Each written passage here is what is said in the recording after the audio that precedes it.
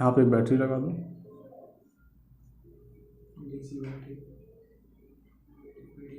यहाँ से आई सप्लाई जाएगी, यहाँ एक रेजिस्टेंस लगा दूँ, परिवर्ती टाइप का है, ठीक है। ये क्या करेगा, करंट को कम ज़्यादा करेगा, इसके हिसाब से फ्लक्स भी परिवर्तित होता था। चालू है,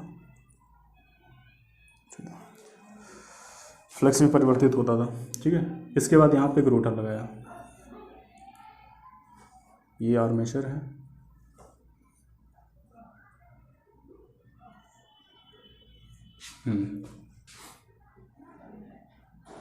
अभी हम लोग जनरेटर की बात कर रहे हैं ना, ठीक है। तो इसमें लगाएंगे लोड,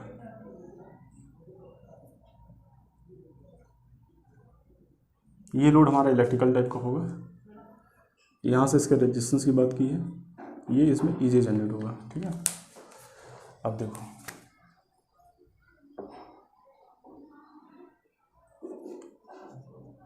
ये ईजी है, ये आ रहे हैं। स्टार्टिंग में इसको हम लोगों ने कैसा रखा है, नो लोड पे। तो इसमें 3 तरह के कैरेक्टरिस्टिक्स मिलेंगे, पहला, दूसरा और तीसरा। ये हैं कुछ इस प्रकार से कि जो नो लोड रहेगा, इसके बाद इस पे लोड पे करेंगे तो लोड पे 2 और बन जाते हैं, ये रहेंगे लोड पे, और लोड पे जो 2 बनेंगे, एक कहेंगे इसमें इंटरनल, ठीक है, और एक को कहेंगे एक्सटर्नल, ठीक। ये कैरेक्टरिस्टिक्स 3 प्रकार के रहते हैं, डीसी जनरेटर में है, ये देखने वाले हैं हम लोग। सेपरेटली टाइप का हम लोगों ने जनरेटर लिया है,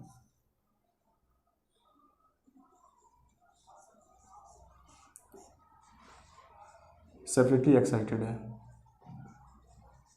डीसी जनरेटर। सेपरेटली इसलिए लिया है क्योंकि सेपरेटली में हमें आवश्यकता नहीं है किसी भी तरह की रेजिडुअल मैग्नेटिज्म हो या ना हो, ठीक है। दूसरा ये कि सपोज अगर सेल्फ टाइप का अगर डीसी जनरेटर लेते, सेल्फ वाला, तो सेल्फ में एक दिक्कत रहती है, उसमें आई एफ कैसे दिखाते हैं, क्यों, क्योंकि सेल्फ वाले में ऑलरेडी जब क्या है कि किसी तरह का जब उसके अंदर जनरेट होगा ईएमएफ इंड्यूस्ड होगा, तभी तो उसमें धारा जाएगी, और धारा तभी उसमें धारा जाएगी, तब मतलब उसको कहेंगे फील्ड करंट जाएगी। लेकिन जब तक जनरेट ही नहीं होगा तो उसमें फील्ड करंट कहाँ से जाएगी, ठीक है, मतलब ये कुछ इसमें दिक्कत रहती है। तो इसलिए हम लोग एक्साइटेड लेते हैं। इसमें हम लोग इस बाहरी सोर्स द्वारा V ऑफ DC के द्वारा इसमें इलेक्ट्रिक सप्लाई देते हैं, तो जिसकी वजह से IF मिल जाता है। बट अगर हम उसकी बात करें सेल्फ एक्साइटेड डीसी जनरेटर की, तो हमें नहीं पता चल पाता था कि उसमें IF क्या जा रहा है, कितना जा रहा है, ठीक है, क्योंकि हम लोग क्या करते थे, उसको तो बस रन करा देते थे भाई, हम लोग प्राइम मूवर घुमा देते थे, ठीक है। और प्राइम मूवर घुमाने के बाद क्या होता था कि धीरे से अंदर क्या, उसके रेजिडुअल की वजह से, उसमें कुछ चुंबकीय क्षेत्र की वजह से, जब ये रोटर उसमें घूमता था मैग्नेटिक फील्ड में, तब उसके जो ये कॉइल्स हैं, ये कॉइल्स, तो इन कॉइल्स में कुछ ईएमएफ आ जाता था और धारा आ जाती थी। बट हम ये नहीं जानकारी कर पाएंगे कि उसमें ये धारा क्या थी, कितनी थी, कैसी थी। बट यहाँ पे तो मेजर कर सकते हैं ना, एमीटर लगा के, यहाँ पे हमें पता चलता रहेगा कि कितनी धारा जा रही है। इसलिए हम लोगों ने लिया है separately excited DC generator. Clear, चलो ठीक। अब यहाँ इसकी अगर बात करें तो इसमें रेजिडुअल की आवश्यकता नहीं होती है, पहली बात, लेकिन हम इसमें कोशिश करेंगे कि हम इसमें रेजिडुअल भी दिखाएं। क्यों, क्योंकि सेपरेटली के साथ साथ हमें जो कैरेक्टरिस्टिक्स बनाने हैं ये वाले, तो वो डीसी जनरेटर ओवरऑल बनाने हैं। इसमें सेपरेटली के साथ साथ सेल्फ भी आता है, और सेल्फ जितना होता है उसमें रेजिडुअल होना ही चाहिए। बोलो, क्लियर, ठीक है। अब देखो बस जो हमारी शॉर्ट ट्रिक है, ये ट्रिक के हिसाब से बस केवल गिनती के बस 2 से 3 मिनट लगेगा, देखो क्लियर हो जाएगा। ऐसे बना लो, ठीक है। देखो पहले अगर हम बात करें नो लोड वाले की, तो हमेशा जो ये ग्राफ है ये आई और वी के बीच खींचा जाता है, ठीक है, क्योंकि ये जनरेटर है ना। आई या तो करंट की बात करेंगे या उसे वोल्टेज की बात करेंगे, वोल्ट को हम लोग ईएमएफ भी कह सकते हैं, ई की बात करेंगे, क्लियर, ठीक। ये आई के कुछ प्रकार हो सकते हैं, चाहे ये फील्ड करंट हो सकती है, चाहे ये आर्मेचर करंट हो सकती है, या ये लोड करंट हो सकती है, वो सब यहीं देखने को मिल जाएंगे। देखो कैसे, जब इसे नो लोड पे रखेंगे तो बोलो इसमें कोई धारा, बोलो नहीं होगी, धारा है नहीं। क्यों? क्योंकि यहाँ से ओपन सर्किट आप देख रहे हैं यहाँ पे, ठीक है। तो यहाँ यानी कि यहाँ पे फील्ड करंट होगी, सीधी सी बात है। इसमें हम लोगों ने अगर डीसी लगाया, डीसी वोल्टेज दिया है, तो इसमें फील्ड करंट जाएगी, जिसकी वजह से ये फ्लक्स बनेगा। और उस फ्लक्स को कंट्रोल करने के लिए हम लोगों ने एक वेरिएबल रेजिस्टेंस लगा दिया, जिससे कम ज़्यादा करेंगे तो ये धारा भी कम ज़्यादा होगी, जिसकी वजह से फ्लक्स भी कम ज़्यादा होगा। क्लियर? चलो, हम क्या कर रहे हैं, इस फील्ड करंट को बढ़ा रहे हैं। कैसे? वोल्टेज को कंट्रोल करके। हम लोगों ने वोल्टेज को कंट्रोल किया, ठीक है, तो उसकी वजह से इस पर कुछ असर पड़ेगा। तो यानी कि फील्ड करंट मान लो कि अब हम बढ़ा रहे हैं, यानी कि हम रेजिस्टेंस को क्या कर रहे हैं, कम कर रहे हैं। उसकी वजह से इसमें करंट बढ़ी, यानी कि यहाँ पे हमने दिखाया IF। क्लियर? अब हम यहाँ पे देखना चाहते हैं कि जो इसमें इंड्यूस्ड होने वाला वोल्टेज है, देखो हमने कहा था कि V भी हो सकता है या E भी हो सकता है। हम बात करेंगे E की। क्यों? क्योंकि वोल्टेज सप्लाई हमें नहीं मिल रही है, इंड्यूस हो रहा है EMF। बट इस EMF को हम लोगों ने E0 नाम दिया। क्यों? नो लोड पर है। नो लोड वाली चीज़ें वैसे ही E0 से दिखाई जाती हैं, नॉट से दिखाई जाती हैं। तो हमने इसको दिखा दिया। ये था हमारा Y एक्सिस और ये था X एक्सिस, ठीक है। अब देखेंगे कि क्या जैसे जैसे हम IF बढ़ाएंगे वैसे वैसे फील्ड बढ़ेगी। अब इस फील्ड के बढ़ने से यहाँ पे जो EG है वो ज़्यादा जनरेट होगा, EG बढ़ना शुरू होगा। और वो होगा क्यों? क्योंकि EG is equal to, formula था हमारा P फाई ZN/60A। यहाँ आप देख रहे हो EG और फाई आपस में क्या है, इनका समानुपात वाला रिलेशन है। अगर फाई बढ़ गया तो EG बढ़ेगा। तो ऐसा लग रहा है। और इसमें देखो हमने थोड़ी देर पहले कहा था कि हमें रेजिडुअल दिखाना है। क्यों? क्योंकि ये सेल्फ की तो बात करेगा, सेल्फ की भी बात करेगा, सेपरेटली भी करेगा, सबके लिए बना रहे हैं ओवरऑल।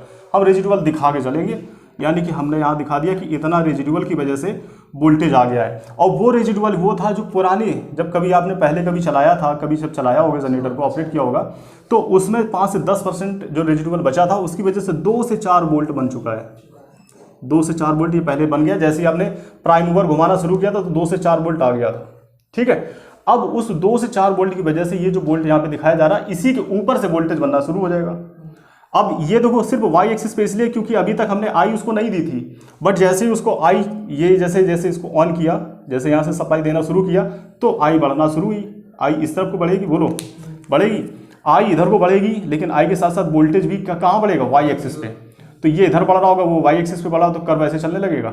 लेकिन वो यहाँ से नहीं चलेगा, रेजिडुअल मैग्नेटिज्म की वजह से जो वोल्ट बन चुका है उसके ऊपर से चलेगा ना, तो यहीं से चलना शुरू होगा, ठीक। तो ये होता है ग्राफ, कुछ ऐसे चलते चलते चलते चलते ऐसे आने लगता है। एक टाइम आता है कि उसके बाद वो जो रेजिडुअल है, उसके बाद क्या है, जो सेचुरेशन के पॉइंट की वजह से, सेचुरेशन की वजह से ये जो लाइन है इसके आगे नहीं बढ़ पाती। ये इसके बाद कैसे हो जाती है, लीनियर हो जाती है, कांस्टेंट हो जाती है, जिसको कहते हैं, ठीक है। कैसे हो जाती है, कांस्टेंट हो जाती है। क्लियर? चलो ठीक है, मान लिया कि ये सेचुरेशन की वजह से इसके आगे। अब सेचुरेशन आने का रीजन भी सब कुछ पता है बहुत अच्छे से। क्यों? क्योंकि हम लोग आई बढ़ाते जा रहे थे, फ्लक्स बढ़ता जा रहा था, लेकिन एक सीमा तक बढ़ेगा, एक लिमिट तक बढ़ेगा क्या, फ्लक्स। उस लिमिट के बाद ये फ्लक्स हमारा नहीं बढ़ पाएगा, ठीक। इसके बाद क्या है कि जब हमने देखा कि ये तो कांस्टेंट हो गया भाई, इसमें तो कुछ काम नहीं बन रहा है, तो हम लोग आ गए दूसरे कैरेक्टरिस्टिक्स। दूसरा कैरेक्टरिस्टिक्स बोलो क्या है, इंटरनल पे आए तो उसके लिए एक दूसरा यहाँ से Y एक्सिस बना लो, ठीक है। थोड़ा सा और बना लो क्योंकि जगह नहीं है, थोड़ा पीछे कर लो, चलो ठीक है। ये यहाँ से कांस्टेंट हो चुका था, हम समझ चुके हैं इस बात को। अब हमने देखा क्या कि जैसे ही इसको लोड पे ला दिया, क्यों? क्योंकि हमने कहा ये दोनों कैसे हैं, लोड पे हैं। तो लोड पे देखने वाले इंटरनल क्या हो रहा है, इंटरनल भाई साहब पता है क्या है, इंटरनल ये है, इतने के अंदर जो कुछ हो रहा होगा, ये हमारा जनरेटर है, ये जनरेटर है, इतने के अंदर जो कुछ हो रहा होगा उसको कहेंगे क्या, इंटरनल कैरेक्टरिस्टिक्स। इंटरनल कैरेक्टरिस्टिक्स की अगर बात करें तो EG जनरेट होता है, EG। और EG जनरेट होने की वजह से यहाँ जैसे सर्किट पूरा, तो आइए धारा चलेगी, बोलो जो धारा अभी तक नहीं थी वो धारा आ गई है, आइए, ठीक है, बोलो। तो इसमें कौन सी धारा आ गई, यानी कि आइए आ गई। जनरेट क्या हुआ, EG जनरेट हुआ। बट जब ये जनरेट हो रहा था तो जनरेशन के समय पे जैसे ही यहाँ से ये आर्मेचर करंट बनी, तो आर्मेचर करंट की वजह से उसके चारों तरफ मैग्नेटिक फील्ड बनेगा, और मैग्नेटिक फील्ड बनेगा तो फिर से वही बात आ गई क्या, आर्मेचर रिएक्शन वाली। ये यहाँ से क्या है, इस तरह से अगर इसमें आई धारा जाएगी, आई ये धारा जाएगी, जैसे जनरेट हुई तो इसके साथ इसमें क्या फ्लक्स बनेगा। ये फ्लक्स क्या करेगा, इसके जो मेन फ्लक्स था उसको बिगाड़ने की कोशिश करेगा, आर्मेचर रिएक्शन हो जाएगा। जैसे ही आर्मेचर रिएक्शन हो जाएगा तो ये इसमें कुछ ड्रॉपिंग हो जाएगा। पहले जो लेवल ये था, बट अब ये लेवल गिरने लगेगा, ठीक है। बहुत ज़्यादा नहीं गिरता है, थोड़ा सा गिरते हुए दिखा दें। इसको कहेंगे आर्मेचर रिएक्शन। ये जो वोल्टेज का ड्रॉप हो गया ना, इस लेवल पे आ गया है, तो ये आर्मेचर रिएक्शन की वजह से आ गया है। ठीक है, ओके। क्यों? क्योंकि जैसे ही मोटर हमारी क्या है, जनरेटर जैसे हमारा लोड पे आया, तो लोड पे जाने की वजह से इसमें धारा जाएगी, इसमें करंट जाएगी, उस करंट की वजह से इसमें आर्मेचर रिएक्शन स्टार्ट हो जाएगा। आर्मेचर रिएक्शन की वजह से उसमें वोल्टेज का कुछ ड्रॉप हो जाएगा। ठीक है, चलो हमने देखा कि वोल्टेज का ड्रॉप हो गया है। चलो अब इसके बाद ये इस तरह से लगभग ऐसे बन गया। ओके, नेक्स्ट कैरेक्टरिस्टिक्स पे आ गए कि इसी समय जब लोड पे थी तो इंटरनल तो में जानकारी हो गई कि कुछ उसमें ड्रॉप हो गया है due to armature reaction, but हमें यह नहीं पता कि उसके लोड पर क्या हुआ है। ठीक है, तो लोड पे चेक कर लेते हैं भाई। लोड को इस समय वोल्टेज मिल रहा है V, और ये जो V वोल्टेज मिला है ये लॉसेज IA होने के बाद मिला है। एक प्रकार का इसमें लॉसेस भी हो रहा होगा आर्मेचर के क्रॉस, आर्मेचर का रेजिस्टेंस था अपना, उसमें से जब IA धारा जाएगी तो उसमें कुछ ड्रॉप हो रहा होगा यहाँ पे। ठीक, वो जब ये क्लियर है ना यहाँ तक? ठीक है, इसमें जब ये ड्रॉप हो जाएगा तो इसके बाद जो वोल्टेज मिलेगा तो वही वोल्टेज मिलेगा लोड को। इसको V नाम दे दिया और इसमें जाने वाली धारा को IL नाम दे दिया, लेकिन IL और IA लगभग में बराबर है क्योंकि सीरीज सर्किट है, सीरीज दिख रहा है। तो हम यहाँ पे लिख सकते हैं IL, या इसे कह सकते हैं लगभग बराबर क्या, IA। क्लियर? इसके बाद इसमें जो वोल्टेज मिला वो कौन सा मिला, V वोल्ट। देखो E, देखो यहाँ तक हो गया था EG, E जब E जो 0 था वो कहाँ तक था, यहाँ तक। ठीक है, ये थोड़ा सा कम हुआ है। अब देखना V कितना कम होता है। ये जो अब कैरेक्टरिस्टिक जो यहाँ से यहाँ तक बना था, ऐसे चला आ रहा था, ये और कम हो गया ऐसे। इसमें दो चीज़ें जुड़ गई, एक तो आर्मेचर रिएक्शन पहले से था, प्लस IARA ड्रॉप, ये दोनों प्रकार के इसमें ड्रॉप शामिल हो गए। इसकी वजह से अब इसकी जो ये लाइन है, जो वोल्टेज का लेवल ये इतना ज़्यादा कम हो गया है, लेकिन ये मिल किसको रहा है, लोड को, ये वाला लोड को। इसीलिए इसको कहा जाता है लोड कैरेक्टरिस्टिक्स, क्योंकि और ये लोड कैरेक्टरिस्टिक्स इसको एक्सटर्नल कैरेक्टरिस्टिक्स के नाम से भी जाना जाता है, एक्सटर्नल कैरेक्टरिस्टिक्स के नाम से भी जाना जाता है। ठीक है, ये था हमारा इंटरनल कैरेक्टरिस्टिक्स। क्लियर? और ये तो हमें पता ही है कि कौन सा था, नो लोड के।